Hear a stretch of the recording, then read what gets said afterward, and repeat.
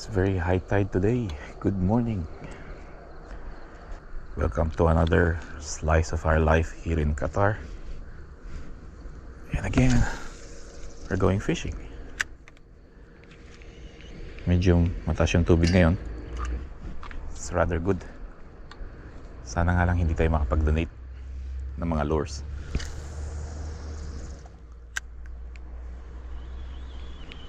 Madilim pa kaya hindi niyo masyado makita. Pero ang gamit nating lure ngayon ay isang 8 grams na Master Ellie Minnow. Hindi po kayo familiar sa brand na to. Ito yung ginagamit ng Pinoy vlogger na si Sabang Angler, ano? So right now I'm still wetting the line. I'm checking if maganda yung takbo ng ating lure. Last time may lapu-lapu rito, ano? Siya yung kumuha ng mga lures natin. Naka-4 na lure tayo noong time na yun.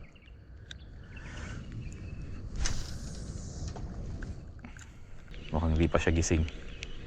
Yun ang tina-target ko ngayon eh. Yung maliit na, well, hindi siya maliit, decent size grouper. Nakahuli si Dory. Sabrine. Good size. Is it good size? Or maliit siya?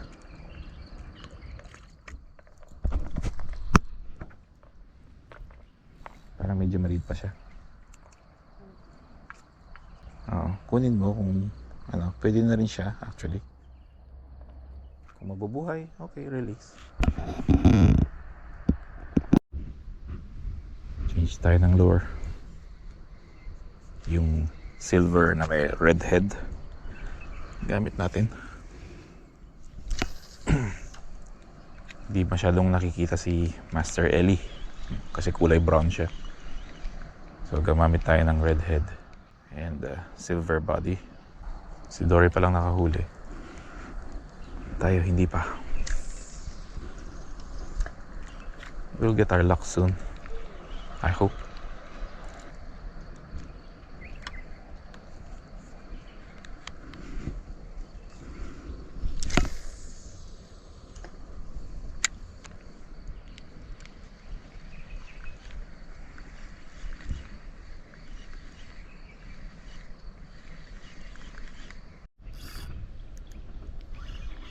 Oh, fish on kami pareho ni Dory.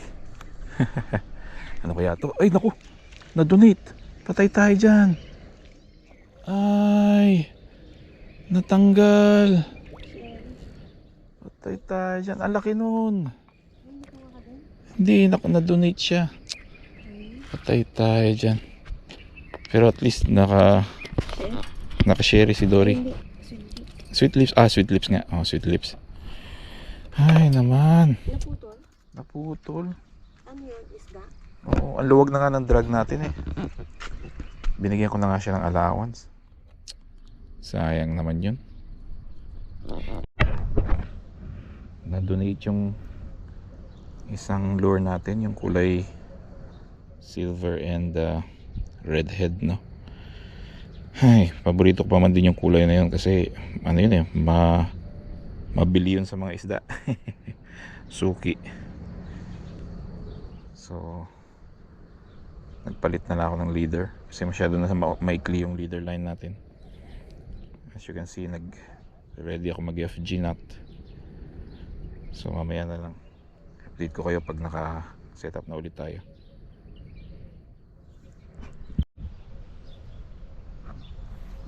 Perfect yung FG knot natin. Sana di matanggal. All set. Bumalik tayo kay Master Ellie. Na-donate yung isa eh. Dito sa gawing to yung malaking isda, yung na-donate yung lure natin. Lapu-lapu yun. Sana dyan pa siya.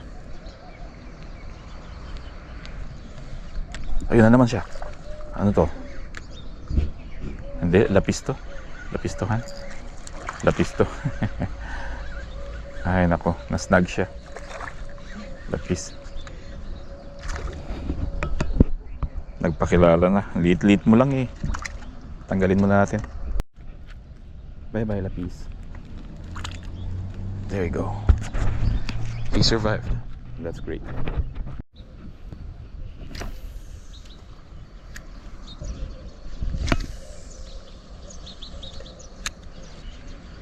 Naglalabasan na yung mga lapis. Si Dory nga pala nakahuli din ng lapis kanina, yung katulad nung sa atin. Napakawalan din niya kasi maliit din.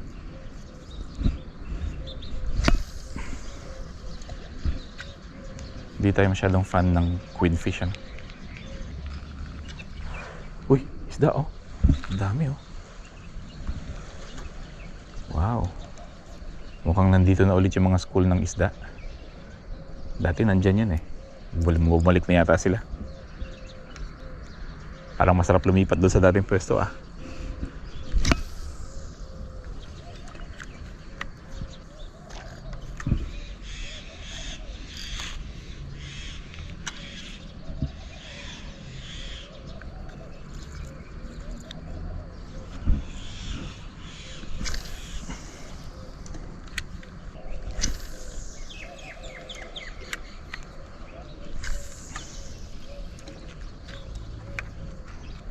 Wala pa din ah.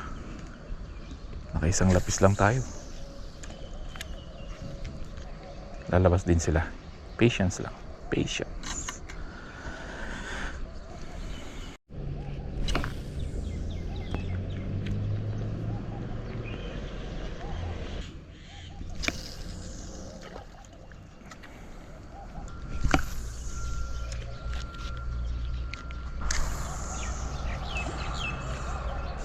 Fish on ka? Oh, fish on si Dory oh. Fish on si Dory. Fish on or snag? Andyan pa siya?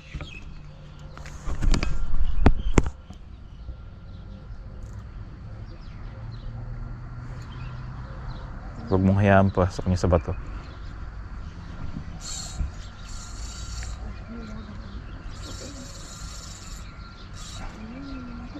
Oh, nasnag ka.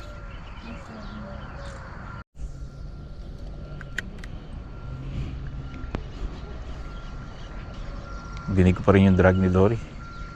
Hindi pa niya na hihila yung isda. Sabi niya hindi raw siya snag eh. May isda daw eh. Sabagay nakita ko naman yung rod niya. Gumagalaw.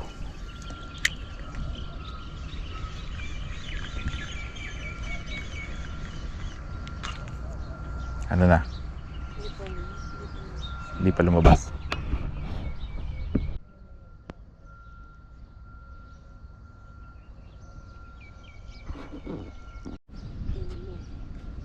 Nakawala yung isda ni Dory. At least na-save pa niya yung rig niya. Fish on or snag on? Snag on, snag on. Yun ang problema dito eh. Yung batuhan.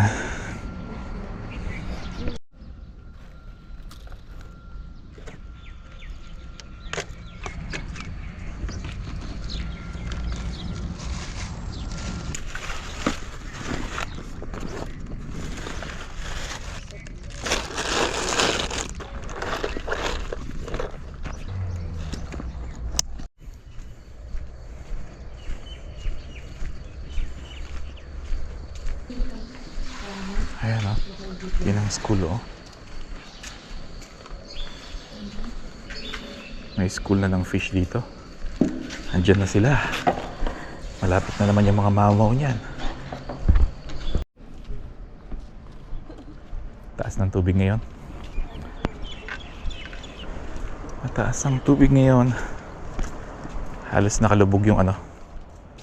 Yung The Fisherman's Dream Pier. Well, I love to call it pier because it's a pier. It's a pier, right? Anyway, back to our old spot.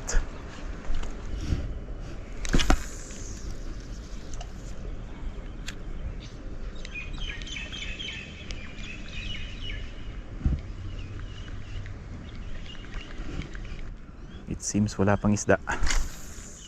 Yung mga queen fishes lang yung nahuli namin ni Dory kanina umaga. Yun lang. And unwanted fish yun, ano. So we didn't like the queens. Nirelease natin sila. Fortunately, they both lived. Sa paglipat namin ng pwesto, wala pa rin kami nahuli. May mga isda pero ayaw kumagat. Well, most of them are very small. Kaya kahit mahuli man lang hindi worth it i-keep. Love.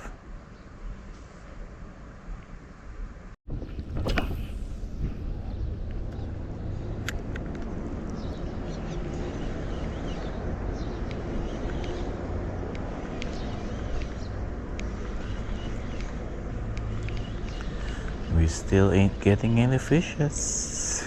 Wala pa tayong nahuhuli.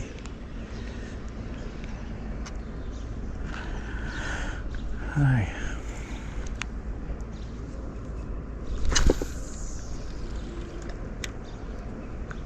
A bad day at fishing is still a better day than a good day at the office.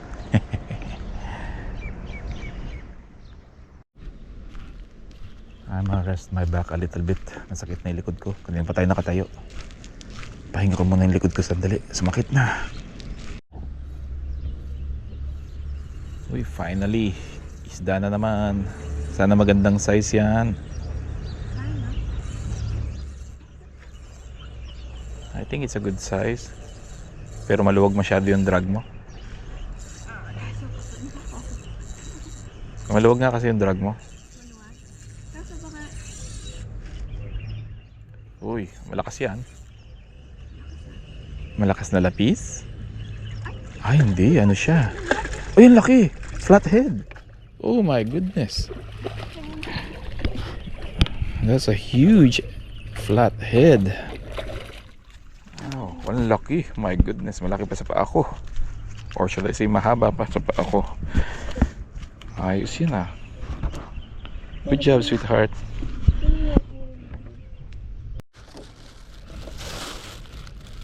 Ang laking flathead na huli ni Dory. Mahaba pa sa paa ko. Mga ano to, lagpas ng ruler to.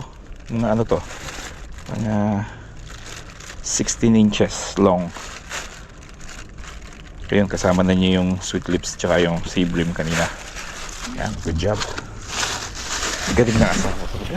The best talaga to. The best talaga. Mukhang ang laki ng huli ni Dory ah. Uy, ano yan? Sweet lips. Ang laki. Ang laki ng sweet lips niyan. Tara, dalhin mo dito. Wala akong dala eh. Hawakan mo yung main line. Yan. Ang laki. Si Dory lang ang malakas ngayon ha. Mukhang magbe-bait and wait na lang ako. Yun o, ang laki. Grabe naman yan. Malaki siya. Pero may nakita ako Pascal doon. Ang laki ko ano. Ganda oh. Woo. Good job. O, lipat na lang tayo doon. Ang bihira, si Dory lang nakakahuli ngayon ha. Hindi mabenta yung Master Ellie ko ha. Last time tayong panalo, ngayon siya naman. Hay. Oh, lats ka pala Master Ellie eh. Bait and wait lang pala ang panalo rito. Depende rin sa pwesto yan of course. Nagkataon na hindi masyadong maraming ano dito. Hindi masyadong maraming lapu-lapu sa mga barakuda. Hindi nila panahon ngayon. Nagkataon yung mga nasa ibabang tubig yung marami. Ganyan talaga. Ang ginagawa namin kasi ni Dory is yun nga, halinhinan kami ng ginagamit na lure or presentation. It so happens she's more into bait and wait than lures. Fish on tayo. Oh my goodness, fish on tayo. Ano kaya to? Huwag mong sabihin balo ito. I think so. Lapis na naman siguro to. Ano ka? Nakikita ko ng ripple eh. Tinapon ko dun yung Master Ellie eh. Tapos biglang show yourself. Hindi siya tumatalon. Ano kayang isda ito? Pagurin muna natin. I don't know. Oh, it's big. It's a barracuda. Oh my goodness, it's a barracuda. Oh, it's a barracuda. It's a barracuda. Oh, sabi ko na eh, one time big time. Oh, huwag mo akong ano. Teka. Yung drag natin. Oh, barracuda. It's a barracuda. We caught a barracuda. Oh, no. Oh, ang bilis niya. Nilawagan ko talaga yung drag ko kasi feeling ko malaki talaga to eh. Ay, nako. Dahan-dahan tayo dito. Sayang to. Sayang ito. Ay, nako. Dito ka.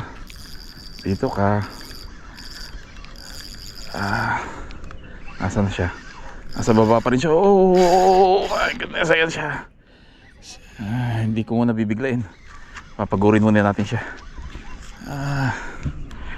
Papagurin natin siya. Oh, naku po. Nako. Dito lang siya sa malapit eh. Ayan o. Oh, barracuda baby. Ayan siya oh. Malaki siya, malaki. Mas malaki siya doon sa nakaraang video natin. Malaki to. Eto na siya. And okay, ayan na siya. I'm gonna use these steps to take him to the surface. There you go. It's a huge ass barracuda. Yes. Hindi na pahiya si Master Eli ngayon. Ang laki niya. Oh my gosh. Ang laki niya. Ayun o. Ayan pa ako. 19 inches yung pa ako. Ang laki niya. Ang laki niya. Ang laking barracuda.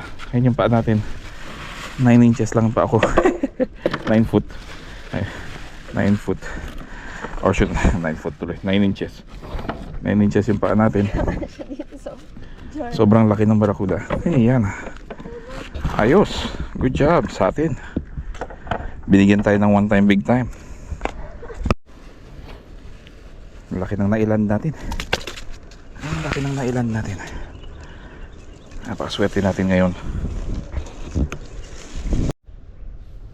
Set up tayo ng bagong FG nut. Tsaka bagong leader. Naputol ng barracuda kanina eh. Uy! Crab. Akala ko barracuda. Akala ko may barracuda na yung asawa ko eh. Blue crab.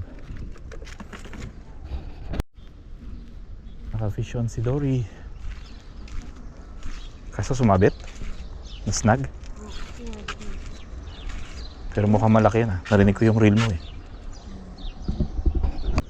Wala nang masyadong kumakagat. Okay lang. Naka one time big time naman tayo. Then nakarami din si Dory. So solve yung araw na to. Blessed naman tayo kahit paano. May pang sinigang na naman tayo na barracuda. Masarap yun. Ngayon nagpapahinga lang ako. Tumitingin-tingin ng sign sa tubig kung may mga predators tulad ng barracuda ulit. Minuan si Dory. Arangkada pa rin. Sana makahuli pa siya. Yes, catch more fish, sweetheart. Fish on si Dory. Kaso pinasok sa bato. Yan yata yung kanina din. Huwag mong pakawalan yan. Maluwag yung drag mo.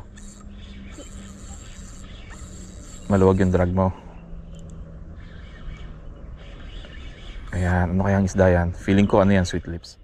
Ay, ang laki. Ay, naputol. Para siyang lapu-lapu. Ano ba yan? Nandun na eh. Ayun o, nandiyan pa yung splash niya o. Sayang naman lang. Para siyang maliit na lapu-lapu. Actually, hindi naman siya maliit eh. Sakto lang yung size. Nakita ko siya eh. Meow, meow, meow, meow. Meow, meow, meow. Meow, meow, meow. Can I alis pa? Go ahead.